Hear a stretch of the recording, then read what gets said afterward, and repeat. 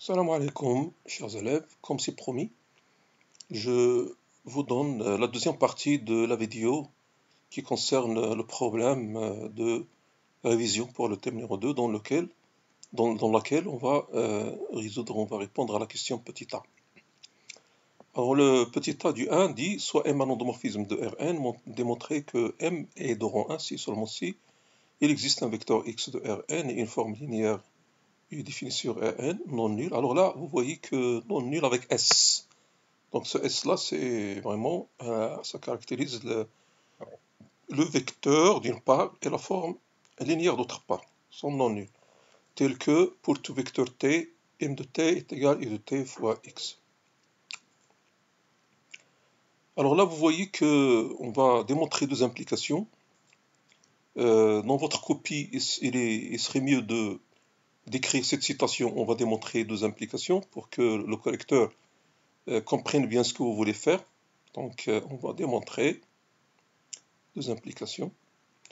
Donc, il comprend que le premier point concerne une des implications. Supposons qu'il existe une forme linéaire U non nulle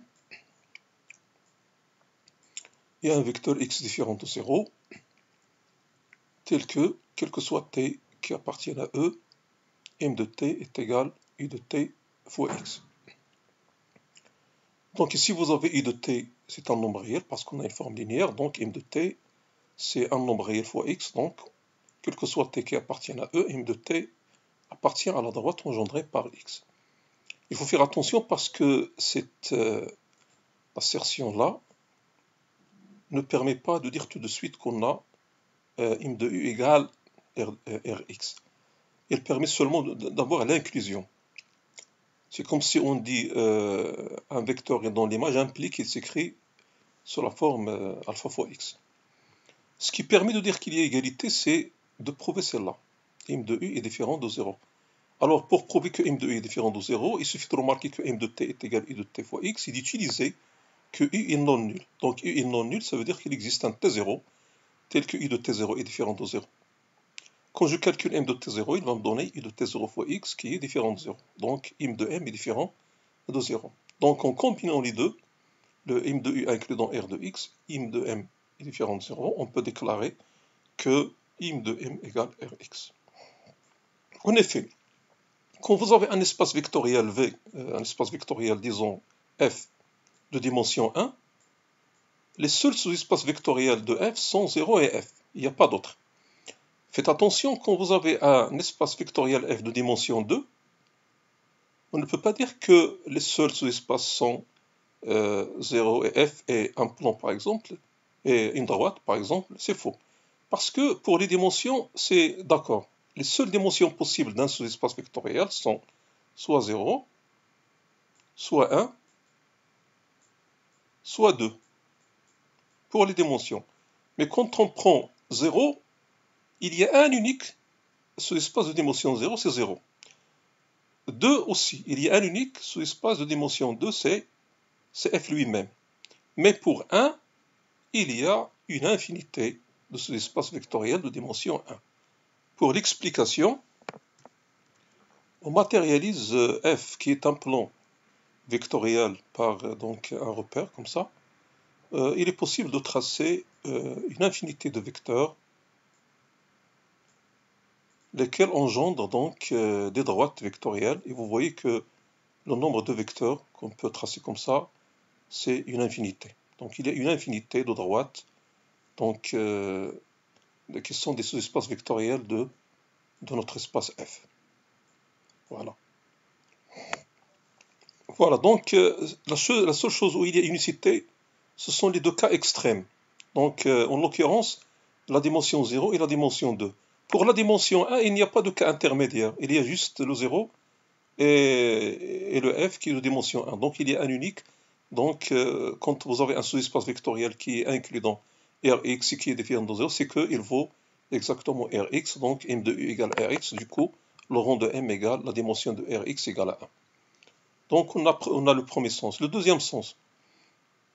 Donc le deuxième sens, on va supposer que le rang de m égale à 1. Quand vous voyez le rond, il faut penser tout de suite au noyau parce que pour faire allusion au théorème du rond. Le théorème du rond nous dit que si on a une application linéaire U d'un espace vectoriel E vers un espace vectoriel F, alors le rond de U plus la dimension du noyau de U est égal à la dimension de E, ça veut dire le départ. Pour un endomorphisme, le départ égale l'arrivée, donc le problème ne se pose pas. Donc la dimension du noyau c'est n-1 par le théorème du rond. Du coup, le noyau admet un supplémentaire qui est une droite. Alors là, j'attire votre attention que quand des étudiants voient que le rond de m égale à 1, ils pensent à l'image de m qui est égal à 1, donc ils mettent ici ker de m plus im de m égale à e. C'est une chose fausse, il n'a pas lieu toujours. Bon, il a lieu dans des cas particuliers, par exemple pour un projecteur, pour des endomorphismes particuliers. Mais dans le cas général, on n'a pas ker de m plus im de m égale à e.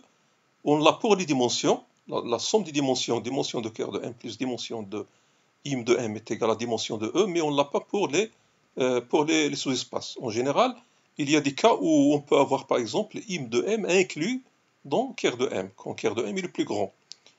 Donc il faut faire attention.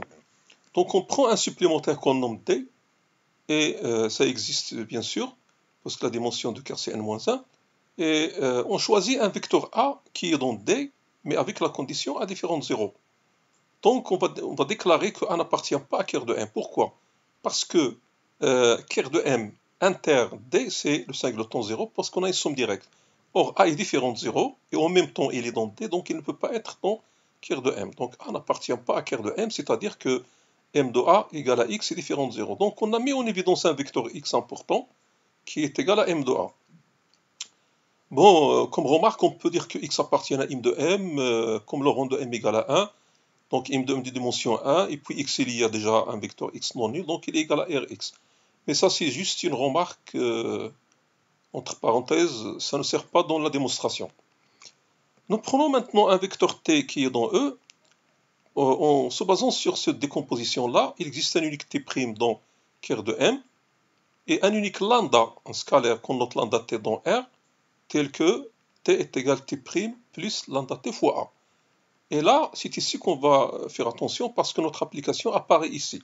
L'unicité de ce lambda t, il va nous aider à poser i de t égale lambda t, surtout si validé ici parce que lorsqu'on calcule m de t, on va trouver qu'il est égal à m de t' qui est égal à 0, plus lambda t fois m de a, c'est-à-dire lambda t fois x.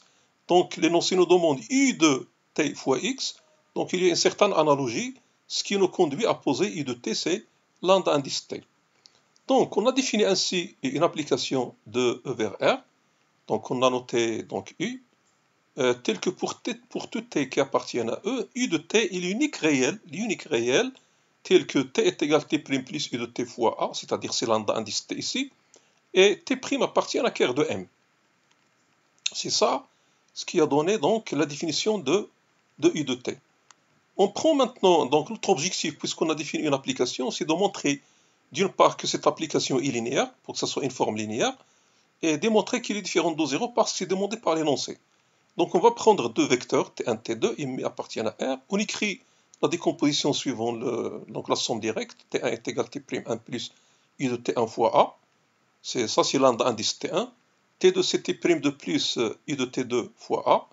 Et d'après ça, on peut combiner et calculer t1 plus mu t2, ça nous donne t'1 plus mu t'2 plus u de t1 plus mu fois u de t2 fois A.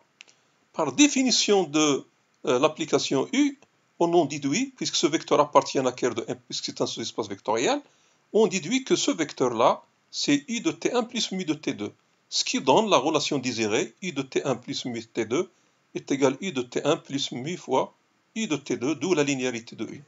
Il reste maintenant à démontrer que U est différent de 0. Alors là, il suffit d'utiliser le vecteur A. C'est remarquable comme vecteur, donc A est égal à 0 plus 1 fois A, avec 0 dans le noyau. Donc il s'écrit de la forme lambda indice A fois A. Donc ce lambda indice A qui est 1, c'est U de A. Donc U de A égale à 1, qui est différent de 0. Donc notre application linéaire est différente de 0. Donc on a bien démontré l'existence d'un vecteur non nul X et d'une forme linéaire non nulle telle que quel que soit T qui appartient à E, m de t égale u de t fois x. Celle-là, elle provient de ce qu'on a trouvé ici. Donc on a trouvé que m de t est égal à lambda indice t fois x. Or lambda indice t c'est u de t, donc c'est u de t fois x. Voilà. Maintenant, dans la suite de cette question, on nous demande de chercher la matrice de M relativement à une base donnée, donc EI, 1 comme I compris entre 1 et N. Alors là, vous devez penser à écrire donc X, parce que maintenant vous avez l'expression de M de T. M de T, c'est I de T fois X, donc il faut penser à écrire X dans la base. Supposons qu'on écrive X sous cette forme, X est égal sigma des alpha K, E, K, ça veut dire les coordonnées de X. Donc, on pose aussi I de J égale bêta J, on le nomme. Maintenant, M de EJ, par définition, c'est quoi M de EJ? Alors, M de EJ, par définition, ça va être U de EJ fois X. Alors, U de EJ, on l'a nommé bêta J. Donc, on a M de EJ, c'est bêta J fois X. Donc, c'est cette somme-là. Ça permet de donner la matrice. Donc, M de EJ est égal sigma I égale à 1 jusqu'à N de bêta J alpha I EI. Donc, ça nous donne la matrice qui est bêta 1 alpha 1, bêta 1 alpha 2 jusqu'à bêta 1 alpha N. Et à la dernière colonne, c'est bêta N alpha 1 jusqu'à bêta N alpha N. Alors, une façon pour retrouver facilement cette matrice, c'est de créer la table de multiplication des alpha i avec les bêta i. Vous voyez ici que les alpha i sont organisés sous forme d'une colonne. Donc cette colonne-là, normalement, on va la noter grand X. Et puis ici, on a une ligne qui est donc une transposée, c'est la transposée d'un certain Y qui est aussi une colonne. Quand on fait la multiplication, on obtient ici alpha 1 bêta 1, alpha 1 bêta j, la table ordinaire que vous apprenez donc au primaire. Mais ça traduit la multiplication matricielle x fois transposée de y. Donc ça vous donne que x fois transposée de y égale à m. C'est la chose qu'on demande dans l'énoncé. Voilà pour cette question et j'espère qu'on traite d'autres questions dans le problème. Bon, si j'ai le temps, je peux en traiter d'autres. Et surtout, je vais en traiter quand vous me le demandez. Donc j'attends des questions pertinentes qui figurent dans le problème. Si vous demandez de les expliquer davantage, je peux, si je trouve du temps, le faire. Merci pour votre attention et à la prochaine, Inch'Allah.